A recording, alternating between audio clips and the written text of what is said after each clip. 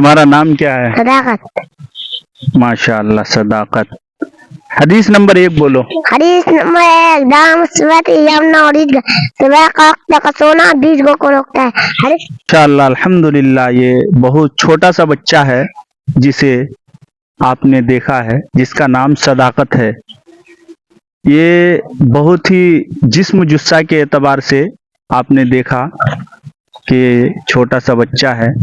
یہ اپنی تتلاتی ہوئی زبان سے، جو ابھی صحیح سے بولنا بھی نہیں آتا ہے، ایک حدیث کے ذریعے سے آپ تمام حضرات کو میسج دے رہا، پیغام دے رہا ہے کہ نوم الصبحۃ یمنع الرزق، کہ صبح کا وقت سونا رزق کو روکتا ہے.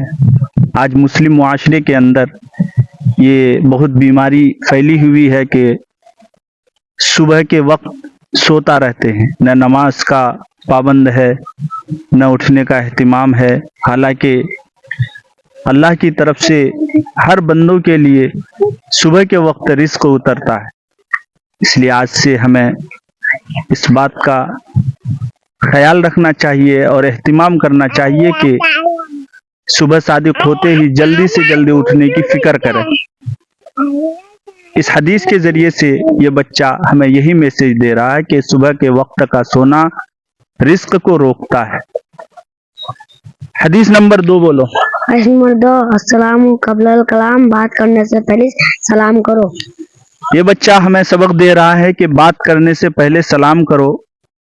آدمی کہیں ملاقات کرتا ہے، چلتا پھرتا کسی کو دیکھ لیا تو اس کے بارے میں پوچھنے سے پہلے، اپنے کام کاج کے بارے میں پوچھنے سے پہلے سلام کرنا چاہیے. پھر سلام کے بعد آپ بات کریں، پرسنل بات کریں یا جو بھی آپ بات کرنا چاہتے ہیں. اسلام کی طرف سے یہ میسج اور پیغام ہے. یہ دونوں بچہ 2 سبق دیا 2 حدیث کے ذریعے سے.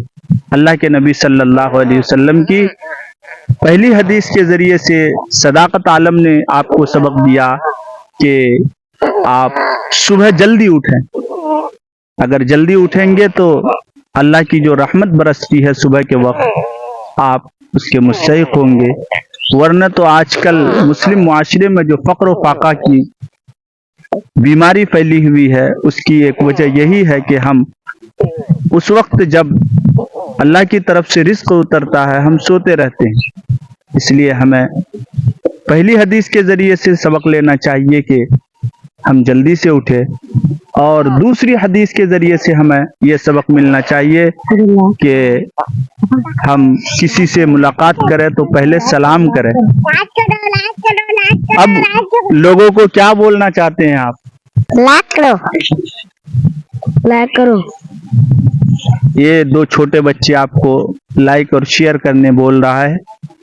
اس سے اور بھی دوسرے جو مسلم معاشرے میں چھوٹے بچے ہیں ان کے اندر بھی شوق پیدا ہوگا، جذبہ پیدا ہوگا کہ چھوٹے سے ہی حضور کی حدیث سے دلچسپی اور ان کے اللہ کے نبی کے حدیث کو یاد کرنے کا شوق پیدا ہوگا.